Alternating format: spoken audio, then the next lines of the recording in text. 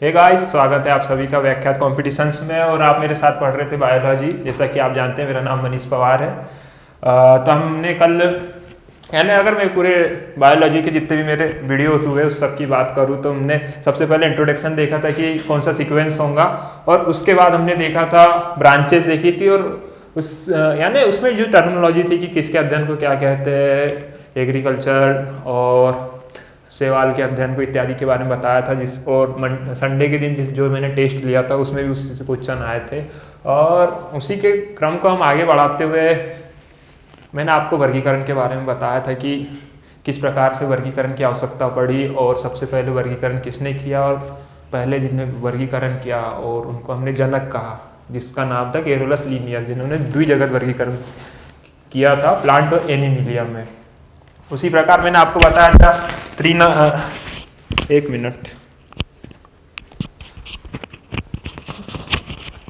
त्रिजगत वर्गीकरण के बारे में मैंने आपको बताया था। फिर उसके बाद चतुर्थ जगत का भी जो वर्गीकरण किया गया था, जो अधिकतर बुकों में नहीं होता है, वो भी बताया था। और उसके बाद मैंने आपको 5 जगत या फिर 5 जगत वर्गीकरण के बारे में थोड़ा सा बताया था, और मैंने बोला था कि उसका हम आगे अच्छे से विस्तृत अध्ययन करेंगे। और क्या कहते हैं, आप सभी जानते हैं कि 5 जगत वर्गीकरण का, या फिर बोले जाए तो जनक, या बोलते father of 5 kingdom classification R.H. Whittaker है। तो अगर आपको याद हो तो, या फिर नहीं भी हो तो भी मैं बता दूंगा कि इन्होंने जो 5 किंगडम क्लासिफिकेशन किया था वो किस प्रकार का था। सबसे पहले आपके हिसाब से क्या होगा, मोनेरा। दूसरे पे था प्रोटिस्टा। तीसरे पे था, क्या होगा तीसरे पे, फंजाई या फिर फंगी। मैं फंजाई पढ़ लेता हूँ गलती से, पर वो है फंगी, बोले तो कवक। और उसके बाद था, अब क्या बचा, प्लांट बचा और एनिमल बचा है। तो इसके लिए थोड़ा अलग वर्ड यूज किया जाता है। हम सिंपली इंग्लिश में प्लांट बोलते हैं, लेकिन वो प्लांटिया होता है, एनीमिया होता है, एनिमेलिया। जैसे पहले हम एनिमलिया, और क्या बचा, प्लांट। तो प्लांट को बोलते थे प्लांटाई। इस प्रकार उन्होंने 5 जगत वर्गीकरण में बांटा था। पहला, दूसरा क्या, प्रोटिस्टा। तीसरा था फंजाई। चौथा सिंपली याद रखने के लिए एनिमल, और 5वां था प्लांटाई। तो अब ये 5 जगत वर्गीकरण, और मान लो कि लास्ट ही वर्गीकरण, इसके बाद 6 जगत वर्गीकरण नहीं हुआ है। तो इसको हमें विस्तृत में जानना होगा कि मोनेरा जगत में किस प्रकार के जीवों को रखा गया, प्रोटिस्टा में किस प्रकार के जीवों को रखा गया, फंजाई में किस प्रकार के जीवों को रखा गया, और एनिमल और प्लांट तो आप समझ ही जाएंगे। एनिमल में तो अपने जैसे होंगे, और प्लांटिया में ये सब जो बहुकोशिकीय जीवों को देखते हैं वो उस प्रकार के सभी जीव होंगे। तो आज सिर्फ हम मोनेरा के बारे में जानेंगे। तो देखते हैं मोनेरा।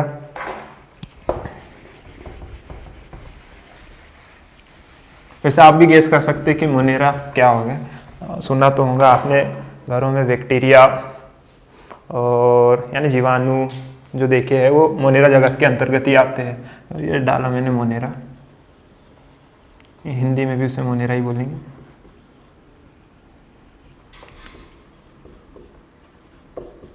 तो अगर सिंपली 2 वर्डों में याद रखना है कि मोनेरा किस प्रकार के जीवों को कहा जाता है, तो सबसे पहले यूनिसेलुलर बोले तो एक कोशिकीय,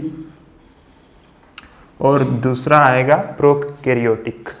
मतलब क्या होता है प्रोकैरियोटिक, मैंने शायद आपको पहले की वीडियो में बताया था थोड़ा सा कि प्रोकैरियोटिक क्या होता है। बाकी इसके बारे में विस्तृत रूप से हम सेल वाले लेक्चर में जानेंगे कि यूकैरियोटिक और प्रोकैरियोटिक में क्या अंतर होता है। तो सिंपली मैं यहाँ बता दूंगा कि प्रोकैरियोटिक में न्यूक्लियस नहीं पाया जाता है। अब सीधी सी बात है, अगर मैंने सीधे कह दिया कि न्यूक्लियस ही नहीं पाया जाता है तो फिर अन्य कोशिकाओं के होने का सवाल ही नहीं उठता है।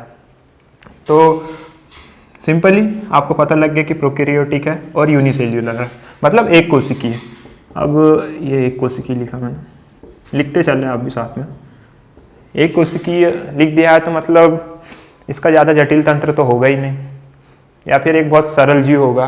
तो हाँ, हालांकि ये सरल जीव एकदम, जैसे आपने जीवाणु देखा होगा, ये ऐसे ऐसे रहते हैं। यानी अगर इनकी संख्या के बारे में बताए या फिर कुछ भी इनके बारे में बात करें, तो जैसे अगर आप 1 चम्मच पानी लेते हो अगर जिसमें बैक्टीरिया है, तो उसमें करोड़ों बैक्टीरिया एक साथ रहते हैं, मतलब इतने सूक्ष्म होते हैं।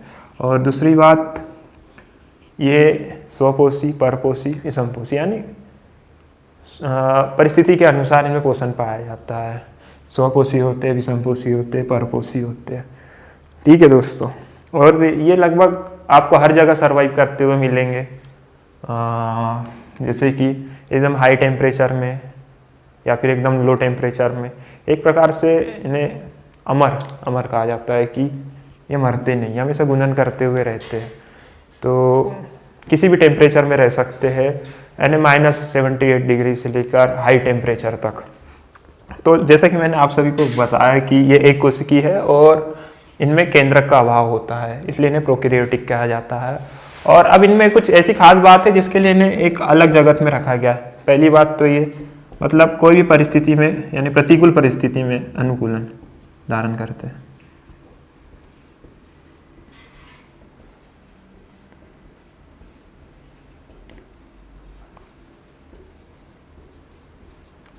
दूसरी बात, इनमें पोषण किस प्रकार का होता है? स्वपोषी, परपोषी और इनके अगर एग्जाम्पल देखा जाए तो नीलहरी शैवाल। बैक्टीरिया अगर सिंपली बोल दिया जाए कि कोई भी आपसे पूछ ले कि मोनेरा का एग्जाम्पल दो, तो सीधे आप बोल देना जीवाणु। अब आपके लिए क्वेश्चन है कि जीवाणु की खोज सर्वप्रथम किसने की थी? ये आप कमेंट बॉक्स में बता सकते हैं अगर आप एक सिंसियर स्टूडेंट है या फिर एक नॉलेज रखते हैं। और बाकी तो हम जान ही रहे कि टेस्ट में किस प्रकार का परफॉर्मेंस हो रहा है आप सभी का, और लास्ट विजेता को भी आपने देखा किस प्रकार उन्हें केस प्राइज तुरंत दे दिया गया।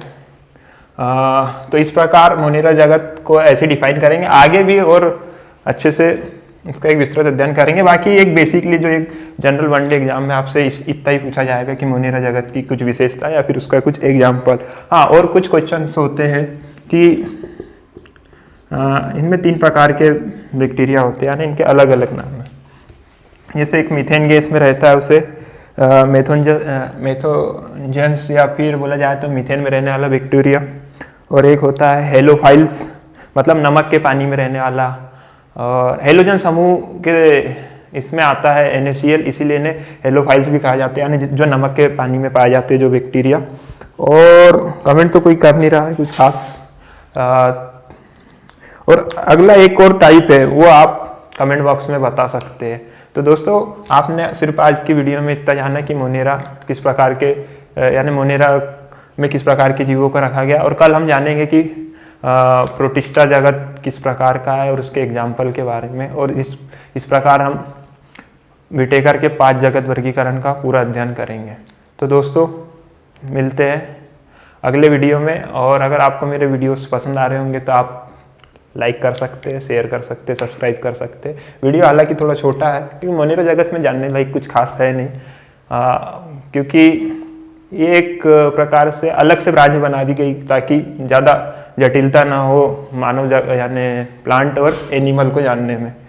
तो मिलते हैं दोस्तों, कल प्रोटिस्टा जगत के बारे में जानेंगे। ठीक है दोस्तों, जय हिंद।